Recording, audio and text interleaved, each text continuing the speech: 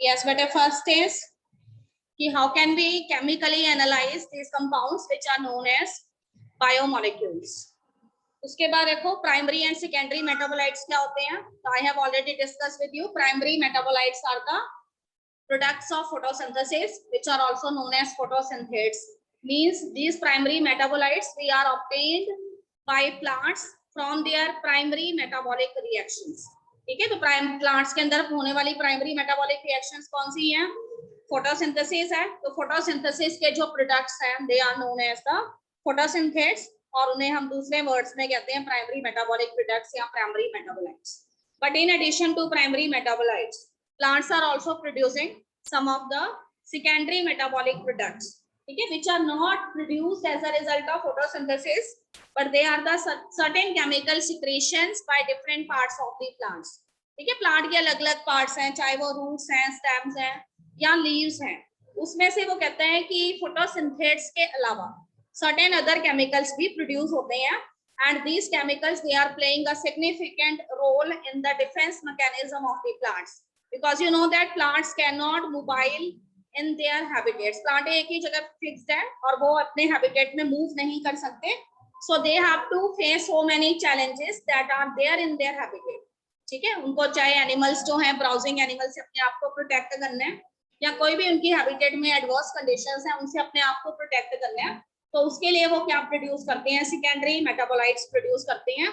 ये secondary metabolites जो हैं वो डिफरेंट टाइप्स के हो सकते हैं. दिस में भी लेटेक्स, दिस में भी टैनिन्स, दिस में भी रेजिन्स.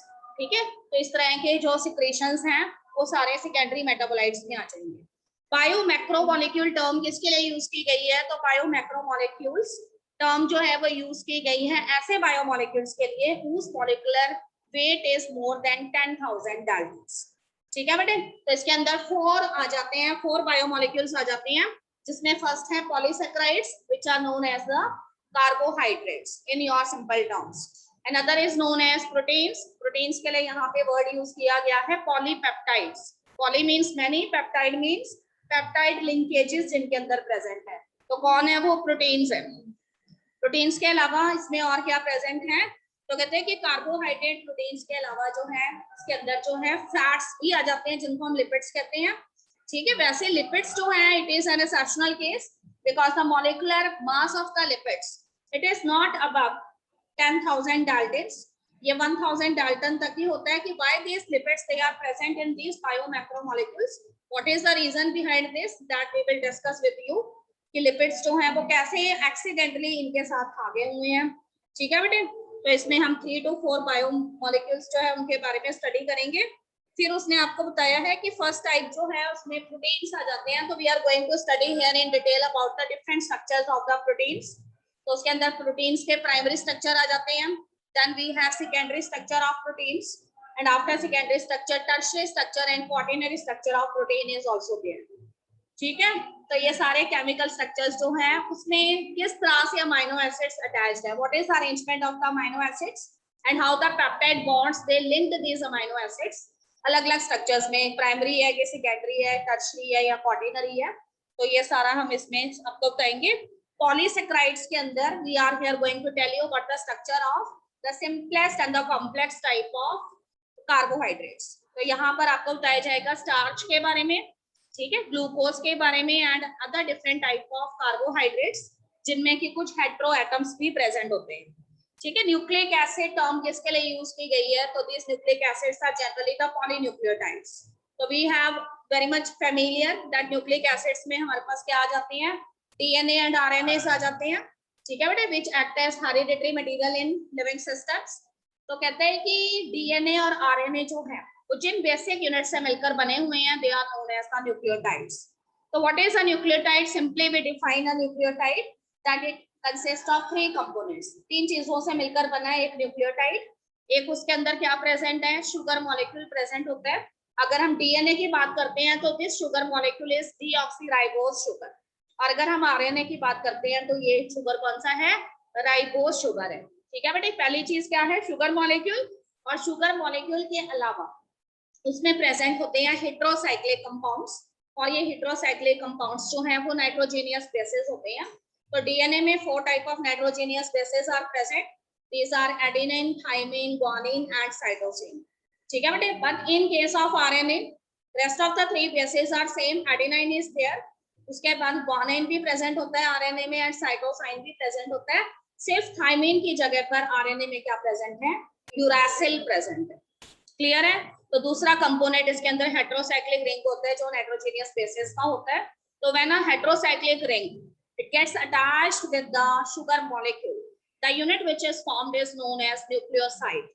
इसको न्यूक्लियोसाइड कहते हैं. पर जब इसमें आकर फॉस्फेट ग्रुप भी अटैच हो जाता है तब ये क्या बन जाता है? न्यूक्लियोटाइड बन जाता है. तो याद रखो कि एक न्यूक्लियोसाइड जो है इसमें दो चीजें हैं, शुगर मॉलिक्यूल और उसके साथ अटैच्ड है नाइट्रोजनियस बेस जो एक हेट्रोसाइक्लिक रिंग की फॉर्म में है. एंड अगर वो कहता है कि phosphate group it also attached with this sugar molecule, ठीक है, along with the nitrogenous base, then the unit which is formed is known as nucleotide. So when so many nucleotides joined with each other in a chain like fashion with the help of very special type of bonds which are known as phosphodiester bond, then a long polymer is formed and that polymer is known as polynucleotide or nucleic acid. ठीक है, अभी इतना ही सुनेंगे, फिर धीरे धीरे पूरा बताएंगे आपको डिटेल में. ओके बेटे. लास्ट में उसने बताया है कि three type of bonds we are going to study here. First type of bonds that are found in case of proteins. So always remember the bonds that are found in case of proteins, they are the peptide linkages. ठीक है बेटे. Peptide linkage जो है वो दो amino acids जो हैं उनको आपस में ज्वाइन करते हैं और जब भी एक पेप्टाइड बॉन्ड फॉर्म होता है तो there is a removal of one water molecule. हमेशा एक वाटर मॉलिक्यूल जो है वो रिमूव होता है. ठीक है. उसके बाद देखो सेकंड टाइप के जो बॉन्ड्स हैं वो कार्बोहाइड्रेट्स में प्रेजेंट हैं. तो कार्बोहाइड्रेट्स में जो बॉन्ड प्रेजेंट होते हैं they are known as the glycosidic bond. तो जिस तरह से पेप्टाइड बॉन्ड जो है वो टू अमाइनो एसिड्स को ज्वाइन करते हैं और जब दो अमाइनो एसिड्स ज्वाइन होती हैं then there is the removal of one water molecule. So similarly when two monomeric units of carbohydrates they are joined, then also there is a removal of one molecule of water. ठीक है. Rest of the units they join together. So this type of bond is known as glycosidic bond. So always remember glycosidic bond is found in case of carbohydrates. ठीक है बेटे. Third जो bond है that is known as the phosphoester linkage. पर आपको पता है कि in case of nucleic acid if you are taking the example of DNA, तो डीएनए में कितने स्टैंड प्रेजेंट हैं? तो आपको पता है टू स्टैंड्स प्रेजेंट है, डबल हेलिक्स की फॉर्म में है डीएनए. तो इसीलिए एक फॉस्फोएस्टर बॉन्ड जो है वो डीएनए जो है उसके एक स्टैंड पे बनता है, दूसरा फॉस्फोएस्टर बॉन्ड उसके दूसरे स्टैंड पे बनता है और इस वजह से हम इस यहाँ पे फॉस्फोएस्टर बॉन्ड जो है उसको फॉस्फोडाइएस्टर बॉन्ड बोलते हैं. ठीक है. तो एक चीज याद रखिए, recall the structure of DNA in your mind. What you see there is a double helical structure. ठीक है बेटे. और उसमें आपको जो डबल हेलिक्स नजर आ रहे हैं, जो दो स्टैंड्स नजर आ रहे हैं, वो स्टैंड्स जो हैं वो किससे बने हुए हैं? Sugar molecule and phosphate group से बने हुए हैं. और उसके सेंटर में जो आपको लैडर्स नजर आ रही है, ठीक है, इस तरह से रहेगा ना स्ट्रक्चर डीएनए का. ये डीएनए का स्ट्रक्चर है इस तरह से और यहाँ पे आपको दो स्टैंड्स नजर आ रहे हैं और बीच में आपको लैडर नजर आ रही है. तो ये जो दो स्टैंड्स हैं ये दो चीजों से मिलकर बने हुए हैं. First is sugar molecule and another one is the phosphate group. तो हमेशा याद रखो कि डीएनए जो है साइटोस्केलेटन जो है वो शुगर एंड फॉस्फेट से बना हुआ है. And what is present in the ladder like arrangement? तो here the nitrogenous bases are present. यहाँ पे नाइट्रोजेनियस बेसेस प्रेजेंट है. For example if the nitrogenous base is adenine, then we know that it is going to be bind with thymine and a double hydrogen bond is present. If the base is guanine, then it is going to be bind with cytosine and a double hydrogen bond is present. ठीक है. तो घबराना नहीं है, ये सारी चीजें अभी इंट्रोडक्शन बता रही हूँ मैं, धीरे धीरे लूंगी थोड़ी थोड़ी करके, एक एक टॉपिक लूंगी, इतने डरने की कोई जरूरत नहीं है. Take it easy. तो मैंने आपको बोला कि न्यूक्लिक एसिड में फॉस्फोडाइएस्टर बॉन्ड है, कार्बोहाइड्रेट्स में कौन से बॉन्ड है? ग्लाइकोसिडिक बॉन्ड है और प्रोटीन्स में कौन से बॉन्ड है? पेप्टाइड बॉन्ड है. ठीक है बेटा. सारे बॉन्ड कैसे बनते हैं बड़े इजीली पता लग जाएंगे हमें. ठीक है. लास्ट में आपको बताया हुआ है कि all of these biomolecules they are generally performing a variety of functions in your body and they are always participating in numerous metabolic reactions, so they are always mobile in nature. हमेशा ये biomolecules जो है वो आपकी body के अंदर जो है एक डायनेमिक स्टेट में रहते हैं, मतलब हमेशा आपकी बॉडी के अंदर घूमते रहते हैं, और they are performing some specific type of task in your body, तो इसीलिए उसको बोला गया है dynamic state of the body constituents. ठीक है बेटे, लास्ट में आपको एंजाइम्स के बारे में बताया जाएगा। If you have to define enzymes, then what do you mean by the term enzymes. तो अगर एक लाइन के अंदर मैं आपको बताऊं कि, तो मैं कह सकती हूँ कि एंजाइम्स आर द बायोकैटलिस्ट। ठीक है, you know the definition of catalyst in chemistry. What is a catalyst? Yes, a catalyst is a chemical substance which enhance the rate of a chemical reaction without being consumed in the chemical reaction. ठीक है, ऐसे ही है। तो इसी तरह से कहते हैं कि there are so many biochemical reactions that are occurring in the body of living organisms, and all of these reactions are successfully done in the body of living organism because of the presence of enzymes.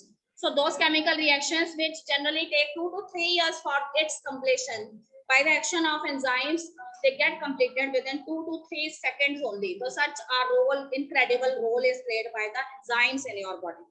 ठीक है, तो पूरा का पूरा एक last में account दिया हुआ है एंजाइम्स के बारे में। ठीक है बेटे, तो सबसे पहले हमें बताया जा रहा है कि what do you mean by the term biomolecule. As the name itself indicate, bio means living and molecules means कि those molecules which actually form the living system. ठीक है, वो सारे के सारे मॉलिक्यूलर कंपोनेंट्स जो किसी भी लिविंग ऑर्गेनिज्म की बॉडी को बनाते हैं, या फिर लिविंग सिस्टम जो है उसके अंदर इंपॉर्टेंट रोल प्ले कर रहे हैं, वो भी एक्चुअली क्या है, बायोमोलिक्यूल्स हैं। तो देखो ये आज मैं प्रेजेंटेशन आपको सेंड कर दूंगी। ठीक है, हमने इसमें लिखा है कि organic molecule made by the living system, या तो वो ऐसे ऑर्गेनिक मॉलिक्यूल्स हैं जिन्हें की लिविंग सिस्टम ने बनाया है, या फिर वो ऐसे ऑर्गेनिक मॉलिक्यूल्स हैं जो खुद किसको बना रहे हैं, लिविंग सिस्टम को बना रहे हैं।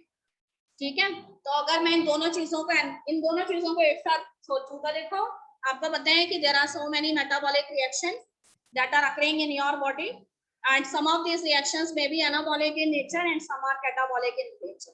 तो कहते हैं कि एनाबॉलिक रिएक्शंस जो हैं वो ऐसी मेटाबॉलिक रिएक्शंस हैं जिनमें कि smaller molecules they join together and form the bigger molecules. तो फर्स्ट डेफिनेशन हमारी यहाँ पे कंप्लीट हो जाती है कि ये ऐसे ऑर्गेनिक मॉलिक्यूल्स हैं जो कि लिविंग सिस्टम के द्वारा बनाए गए हैं, मतलब इसमें छोटे छोटे मॉलिक्यूल्स ज्वाइन होकर एक बिगर मॉलिक्यूल्स को फॉर्म करते हैं। ठीक है, और अगर मैं कहती हूँ कि बॉडी के अंदर कैटाबॉलिक रिएक्शंस भी होती हैं, तो उन कैटाबॉलिक रिएक्शंस में जो मॉलिक्यूल्स ब्रेक हो रहे हैं लार्जर डायमेंशन वाले, वो भी ये क्या है, बायोमोलिक्यूल्स ही हैं। ठीक है, for example there is a simple example of anabolic reaction that is occurring in the body of the plant and it is known as photosynthesis. तो photosynthesis में आपको पता है कि in case of photosynthesis 6 molecules of carbon dioxide reacts with 12 molecules of water and produced what, glucose, that is C6H12O6 along with 6 molecules of oxygen and 6 molecules of water. ठीक है बेटे, छोटे मॉलिक्यूल्स ज्वाइन किए, carbon dioxide and water जो है उन्होंने आपस में कंबाइन किया और उससे क्या बने हैं, ग्लूकोज बने हैं। तो ये रिएक्शन कौन सी रिएक्शन है, एक एनाबॉलिक रिएक्शन है। एंड जब भी स्मॉल मॉलिक्यूल्स ज्वाइन होकर बिगर मॉलिक्यूल्स फॉर्म करेंगे तो देयर इज बॉन्ड फॉर्मेशन, उसमें हमेशा बॉन्ड्स फॉर्म होंगे। तो जब भी बॉन्ड फॉर्म होंगे तो एनर्जी क्या होगी, एब्सॉर्ब होगी। इसलिए एनाबॉलिक रिएक्शन हमेशा कैसे रिएक्शंस होती है, एंडोथर्मिक रिएक्शंस होती है। ठीक है बेटे, तो इसमें तो कहते हैं कि जो स्मॉल मॉलिक्यूल्स जो हैं वो ज्वाइन होकर बिगर मॉलिक्यूल्स बना रहे हैं, तो वो स्मॉलर मॉलिक्यूल्स भी बायोमॉलिक्यूल्स ही हैं, और उनसे बनने वाले जो बिगर मॉलिक्यूल्स हैं वो भी क्या है, बायोमॉलिक्यूल्स हैं। तो इसलिए उसने दोनों डेफिनेशन को करेक्ट माना है। वो कहते हैं कि या तो बायोमॉलिक्यूल्स जो हैं वो किसी भी लिविंग सिस्टम को बनाते हैं, या फिर लिविंग सिस्टम जो है उन बायोमॉलिक्यूल्स को बनाता है। ठीक है, both the things are correct.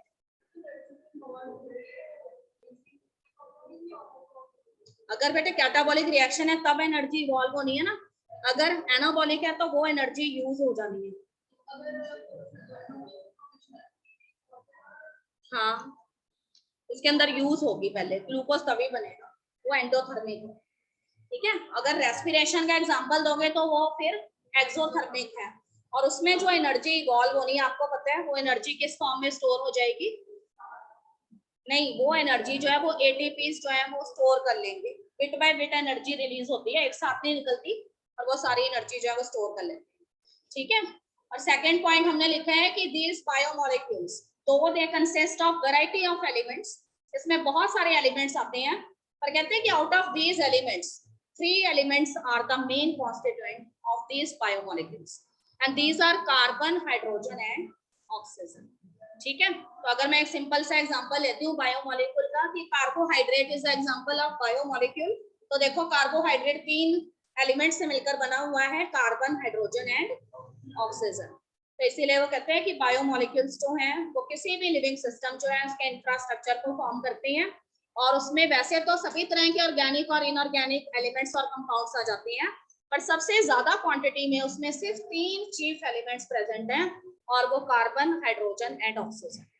ठीक है, उसके बाद कहते हैं कि अकॉर्डिंग टू देयर साइज, ठीक है, what kind of molecular mass they have, according to this we have divide the biomolecules into 2 categories. तो फर्स्ट टाइप ऑफ बायोमोलिक्यूल्स वो हैं जिनके की स्मॉलर डायमेंशंस है या स्मॉल साइज है, और दूसरी चीज their molecular weight is between 18 to 800 daltons. ठीक है, फिर से सुनेंगे। First type of biomolecules are known as biomicromolecules, and what is the characteristic feature of these biomicromolecules, that their size is very small, इनका साइज बहुत छोटा है, और इनका मास कितना है, तो इनका मास 18 से 800 डाल्टन तक है, मतलब बिलो 1 डाल्टन है, 1000 डाल्टन। ठीक है, और दूसरी चीज है, कहता है कि when we perform the chemical analysis, chemical analysis कैसे करते हैं वो मैं थोड़े टाइम में आपको बताती हूँ। तो दूसरी चीज है, कहते हैं कि जब हम केमिकल एनालिसिस परफॉर्म करते हैं बायोमोलिक्यूल्स के लिए, तो ये वो मॉलिक्यूल्स हैं बायोमाइक्रोमोलिक्यूल्स जो हमेशा हमें जो है एसिड सॉल्युबल पूल के अंदर मिलते हैं। अब मैंने 3 चीजें बताई आपको। सबसे पहले उनका साइज बहुत स्मॉल है, दूसरी चीज उनका मॉलिक्यूलर मास कितना है, 18 से लेकर 800 डाल्टन तक है, और जब वो कहता है कि हम इनका केमिकल एनालिसिस करते हैं तो कुछ मॉलिक्यूल हमें एसिड सॉल्युबल पूल में मिलते हैं और कुछ एसिड इनसॉल्युबल पूल में रह जाते हैं। जो एसिड सॉल्युबल पूल में हमें मिलते हैं वो क्या है, बायोमाइक्रोमोलिक्यूल्स।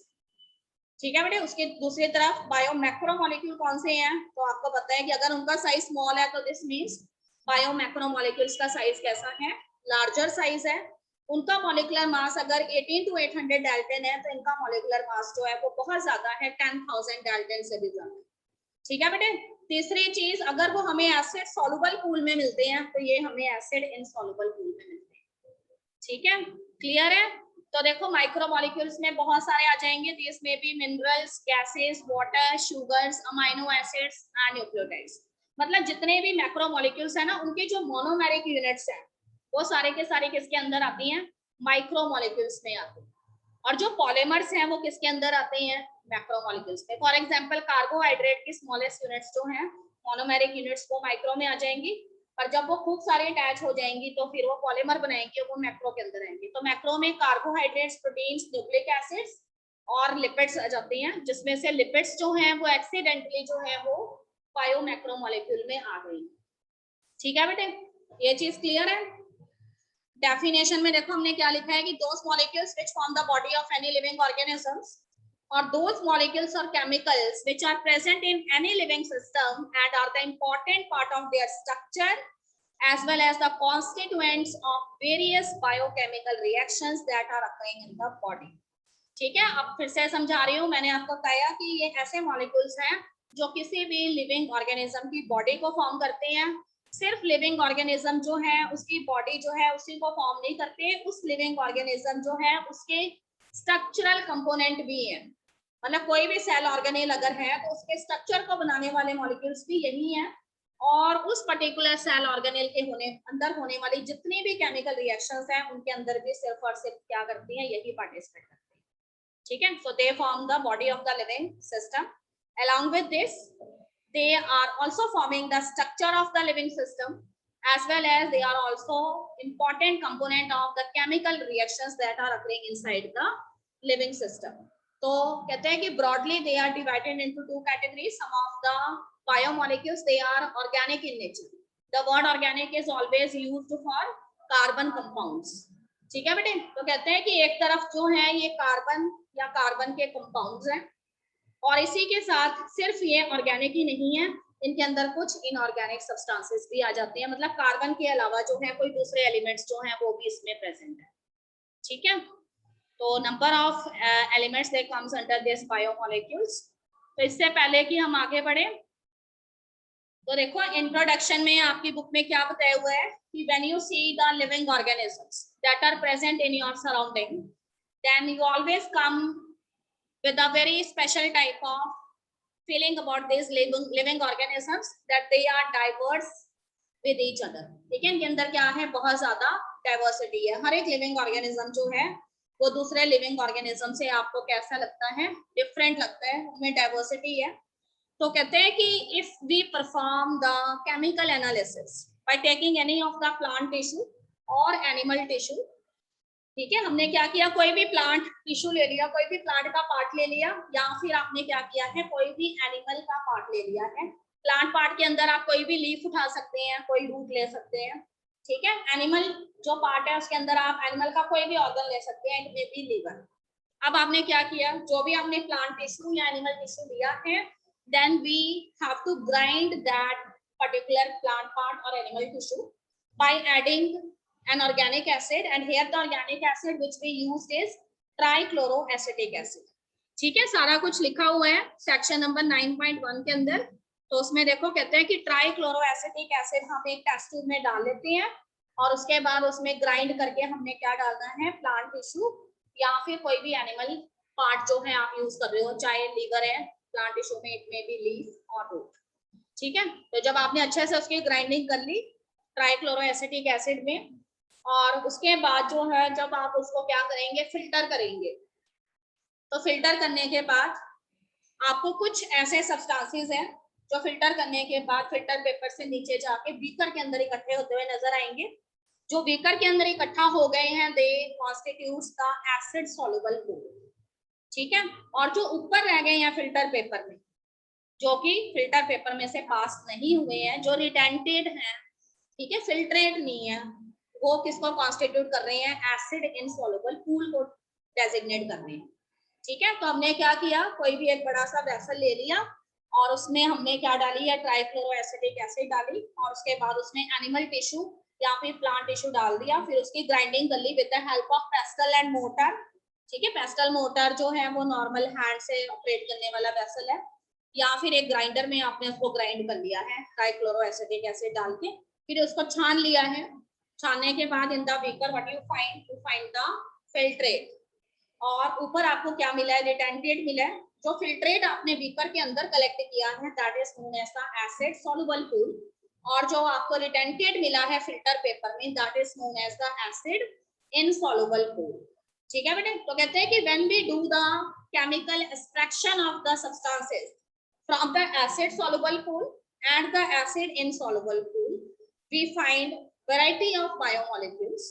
तो एसिड सॉल्युबल पूल जो है, जब हमने उसको एक्सट्रैक्ट कर लिया और उसके बाद उसकी मेजरमेंट की on the basis of their molecular mass, तो हमें ये पता लगा कि एसिड सॉल्युबल पूल या फिल्ट्रेट में ऐसे बायोमोलिक्यूल्स मौजूद हैं जिनका मॉलिक्यूलर मास कितना है, 18 से 800 डाल्टन तक ही है बस. ठीक है, तो इनका मॉलिक्यूलर मास हमें कम मिला, तो इसलिए हमने इनको नेम दिया बायो माइक्रोमोलिक्यूल्स का. और जब हमने चेक किया कि रिटेंटेड के अंदर क्या प्रेजेंट है, तो रिटेंटेड जो था उसके अंदर हमें ऐसे बायोमोलिक्यूल्स मिले जिनकी डायमेंशंस बहुत ज्यादा थी, साइज बहुत ज्यादा था, और उनका मॉलिक्यूलर वेट जो है वो भी ह्यूज था, 10,000 डाल्टन से ज्यादा था, और उसको हमने क्या नाम दिया, एसिड इनसॉल्युबल पूल या बायोमैक्रोमोलिक्यूल्स का नेम दिया. ठीक है, तो हमें ये पता लग गया कि बायोमाइक्रोमोलिक्यूल हमेशा एसिड सॉल्युबल पूल में होते हैं और बायोमैक्रोमोलिक्यूल हमेशा एसिड इनसॉल्युबल पूल में होते हैं, और एसिड इनसॉल्युबल पूल वालों का वेट जो है वो ज्यादा है, 10,000 डाल्टन से ज्यादा है, और जो हमें फिल्ट्रेट में मिले हैं, एसिड सॉल्युबल में मिले हैं, उनका वेट सिर्फ कितना से कितना है, 18 से 800. ठीक है बेटे, अब दोनों को एक्सट्रैक्ट्स को अलग अलग रख लिया. आपको पता है एक एसिड सॉल्युबल पूल वाला एक्सट्रैक्ट है और एक एसिड इनसॉल्युबल पूल वाला एक्सट्रैक्ट है. ठीक है, उसके बाद वो कहता है कि we what is our aim next, what we want to actually find out in these aspects. तो अब हम ये पता लगाना चाहते थे कि एसिड सॉल्युबल पूल जो है उसके अंदर कौन से एलिमेंट प्रेजेंट है, और एसिड इनसॉल्युबल पूल जो है उसमें कौन से एलिमेंट प्रेजेंट है. तो फिर हमने क्या किया, उसका एलिमेंटल एनालिसिस किया. So there are so many techniques that are present in chemistry by which you can separate one element from another. These are known as the separation techniques. ठीक है, तो you have also learned about this technique in class 9th. Class 9th में आपने chapter क्या था, is matter around us pure, ऐसे कोई chapter था, उसमें आपने पढ़ी हुई है टेक्निक्स, ठीक है, डिस्टिलेशन, ये सारी टेक्निक्स जो है, सब्लिमेशन, इस तरह की टेक्निक्स हैं। तो उसके बेसिस पे कहते हैं कि जब हमने ये सारी analytical technique, separation techniques apply की दोनों ही पूल्स पर, तो उसके बेसिस पे हमें ये पता लगा कि the majority of elements which constitutes this acid soluble pool as well as acid insoluble pool, they consist of two fractions, ठीक है, या तो वो क्या है, कार्बन के कंपाउंड है यानी ऑर्गेनिक नेचर रखते हैं, कुछ एलिमेंट उसमें ऐसे हैं जो ऑर्गेनिक नेचर रखते हैं, और in addition to those organic elements some of the elements are those which are inorganic in nature, ठीक है बेटे। तो दो चीजें पता लगी कि चाहे एसिड सॉल्युबल पूल ले लो, चाहे एसिड इनसॉल्युबल पूल ले लो, हमेशा उसके अंदर जो है ऑर्गेनिक मॉलिक्यूल्स भी होंगे, ऑर्गेनिक एलिमेंट्स भी होंगे, और दूसरी तरफ इनऑर्गेनिक भी होंगे। अब वो कहते हैं कि क्या किया आगे, सारी के सारी जो आपने फ्रैक्शंस इकट्ठी की थी, जो स्लरी आपके पास आई थी वो कैसी थी, वेट थी, ठीक है, और उसके अंदर वो सारे एलिमेंट प्रेजेंट है, ऑर्गेनिक भी इनऑर्गेनिक भी। तो अब वो कहता है कि आपने क्या किया, वो जो वेट स्लरी थी उसका वेट ले लिया, तो उसका वेट जो भी आया उसको आपने नोट डाउन कर लिया। उसके बाद आपने क्या किया, उसको थोड़े टाइम के लिए ड्राई अप किया। ड्राई अप करने के लिए कोई भी मेथड आप अपना सकते हैं, whether you place those fractions under direct sunlight, या फिर आपने कोई भी ड्राइंग एजेंट यूज किया है जिससे उसमें प्रेजेंट सारा वाटर क्या कर जाए, इवेपोरेट कर जाए। तो कहते हैं कि जब उसमें प्रेजेंट वाटर जो है वेट स्लरी में वो इवेपोरेट कर गया, तो उसके बाद हमने फिर से उसका वेट ले लिया, this is the dry weight of the chemical constituents, ठीक है। तो जब सारी चीजें जो उसमें से वाटर अच्छे से ड्राई अप हो गया है और हमें ड्राई कंटेंट मिल गया है, तो हमें मालूम है कि उसके अंदर ऑर्गेनिक सब्सटेंसेस भी हैं और इनऑर्गेनिक सब्सटेंसेस भी हैं, और ऑर्गेनिक सब्सटेंसेस जो है वो कार्बन एंड कार्बन के प्रोडक्ट्स हैं, और अगर हम जो है ये ड्राई सब्सटेंसेस जो हमें मिले हैं फ्रैक्शंस के, अगर हम सिंपली इसको बर्न कर दें तो जितने भी उसके अंदर प्रेजेंट ऑर्गेनिक सब्सटेंसेस हैं, ठीक है, कार्बन के कंपाउंड्स हैं, वो जैसे आप उसको बर्न करोगे वो कार्बन डाइऑक्साइड का रूप ले लेंगे एंड एस्केप आउट हो जाएंगे, ठीक है बेटे। तो हम क्या सेपरेट करना चाहते हैं, here we want to separate the organic elements from the inorganic elements. So what is the criteria we adopted here? We simply take the dry fractions of both the acid soluble as well as the acid insoluble pool and we simply burned those fractions. Now what happened? All the organic substances that are present in these both fractions, ठीक है, all of these they get escaped in the form of carbon dioxide. तो सारे के सारे जो organic थे वो तो कार्बन डाइऑक्साइड की फॉर्म में बाहर चले गए। अब वो कहता है कि जो हमारे पास ऐश बची है बर्न होने के बाद, ये ऐश जो है इसके अंदर सिर्फ क्या प्रेजेंट है, इनऑर्गेनिक एलिमेंट्स प्रेजेंट, ठीक है। तो इसके अंदर इनऑर्गेनिक एलिमेंट्स जो है, जब इस ऐश का फर्दर एनालिसिस किया तो हमें इसके अंदर वैरायटी ऑफ इनऑर्गेनिक एलिमेंट्स मिले हैं, बहुत सारे इनऑर्गेनिक एलिमेंट्स हमें यहाँ पे मिले, ठीक है। तो हमने पता लगा लिया कि कार्बन के अलावा इसके अंदर इनऑर्गेनिक एलिमेंट्स जो हैं वो क्या हो सकते हैं, एक में भी सोडियम, पोटेशियम, कैल्शियम, मैग्नीशियम, ठीक है, और बहुत सारे ऐसे एलिमेंट्स हो सकते हैं। तो एक चीज हमें ये पता लगी कि कुछ तो उसके अंदर सब्सटेंसेस ऐसे थे जो अपनी एलिमेंटल फॉर्म में थे, और कुछ सब्सटेंसेस जो है वो अपनी कंबाइंड फॉर्म में यानी कंपाउंड्स के फॉर्म में थे, ठीक है। तो एलिमेंट्स के साथ तो कोई प्रॉब्लम नहीं है, हमने सिंपली पता लगा लिया कि वो सोडियम है, मैग्नीशियम है, पोटेशियम है, क्या है, पर जो कंपाउंड के फॉर्म में प्रेजेंट थे, ठीक है, उसकी अभी प्रॉब्लम थी। तो कहते हैं कि वो डिफरेंट कंपाउंड्स जो थे उनमें जो है अलग अलग तरह के जो सब्स्टिट्यूएंट्स प्रेजेंट थे, ठीक है। तो कुछ सब्स्टिट्यूएंट्स जो हैं उसके अंदर हो सकते हैं कि कुछ ऐसे कंपाउंड्स थे जो कार्बोक्सिलिक एसिड के डेरिवेटिव्स थे, कुछ ऐसे थे जो एल्डिहाइड्स के डेरिवेटिव्स थे, कुछ ऐसे थे जो कीटोन्स के डेरिवेटिव्स थे। According to the type of the functional group that are present in these compound, हमने इनको सेपरेट कर लिया। अगर वो ऐसे कंपाउंड थे जिनके ऊपर C डबल बॉन्ड O यानी कार्बोनिल ग्रुप प्रेजेंट है, तो हमने उसको किसके अंदर रख लिया, कीटोन्स पे रख लिया। अगर उसमें CHO ग्रुप प्रेजेंट है तो हमने उसको किस कैटेगरी में रख लिया, एल्डिहाइड्स की कैटेगरी में रख लिया। अगर उसमें COH ग्रुप प्रेजेंट है तो हमने उसको कार्बोक्सिलिक एसिड्स में रख लिया, और अगर इसमें OH ग्रुप प्रेजेंट है तो हमने उसको अल्कोहल्स में रख लिया। तो हमें ये पता लग गया कि जो कंपाउंड्स हैं वो भी डिफरेंट टाइप के हो सकते हैं, ठीक है। इसके अलावा कहते हैं कि उनके ऊपर कोई और सब्स्टिट्यूएंट भी हो सकता है जो कार्बन के अलावा कोई और सब्स्टिट्यूएंट है, it may be some hetero atom, ठीक है, कोई हेटेरो एटम जो इसने कार्बन की जगह ले ली हुई है, इट मे बी क्लोराइड आके अटैच हो गया है या सोडियम आके अटैच हो गया है। तो ओवरऑल पूरे की पूरी केमिकल एनालिसिस का एंड ये है कि हमें ये पता लगा कि सारे के सारे जो बायोमोलिक्यूल्स हैं उसमें ऑर्गेनिक और इनऑर्गेनिक दोनों टाइप के एलिमेंट्स होते हैं। ऑर्गेनिक एलिमेंट्स जो हैं उसको सिंपली बर्न आउट करके आप एस्केप कर सकते हो CO2 के फॉर्म में, और इनऑर्गेनिक एलिमेंट्स जो हैं उसमें या तो आपको क्या नजर आते हैं, एलिमेंटल फॉर्म में एलिमेंट्स नजर आते हैं, या फिर आपको कंपाउंड की फॉर्म में एलिमेंट्स नजर आते हैं। ठीक है, तो इस तरह से हमने पूरी केमिकल एनालिसिस की है। ये केमिकल एनालिसिस जो है वो सिलेबस में नहीं है, पर क्योंकि वो इस चैप्टर को स्टार्ट करने के लिए जरूरी है, इसलिए ये बताना जरूरी है कि हमने कैसे पता लगाया कि बायो माइक्रोमोलिक्यूल्स और मैक्रोमोलिक्यूल्स क्या है। ठीक है, तो इसको हमने लर्न नहीं करना, हमने आपको बता दिया है कि इस तरह से हमने पता लगाया कि एसिड सॉल्युबल पूल और एसिड इनसॉल्युबल पूल जो है उसके अंदर कौन कौन से मॉलिक्यूल्स प्रेजेंट है, उनकी डायमेंशंस क्या है, उनका साइज क्या है, और उनमें प्रेजेंट ऑर्गेनिक और इनऑर्गेनिक कंपोनेंट्स क्या है। ठीक है, चलो है, इसको लर्न नहीं करना पर इसको एक बार गो थ्रू हो जाना है, क्योंकि इसी से हमें पता लगता है। ठीक है बेटे, फर्स्ट पेज नहीं है, बाकी सारा कुछ है। हाँ, इसमें सिर्फ एक स्टोरी थी, बट यू डोंट वरी, उससे बस आपको बताया है कि इस तरह से उसकी एनालिसिस साइंटिस्ट ने परफॉर्म की एंड उसके बेसिस पे हाँ ये है, जो काम की चीजें वो थोड़ी हटाएंगे। अब बेटा ये वाली प्रेजेंटेशन आपको भेज दी जाएगी, ठीक है, और इसको आपने, मैंने बड़े ही इजी वे में इसको बनाया, केमिस्ट्री की बुक में से भी इसमें मैंने चीजें ऐड की हैं, तो ये आपको थॉरो रिवीजन के लिए सही होगी।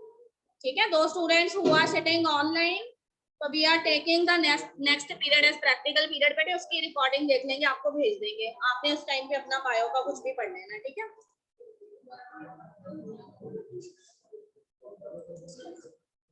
okay, so you should not join for the next period, we will send you the recording.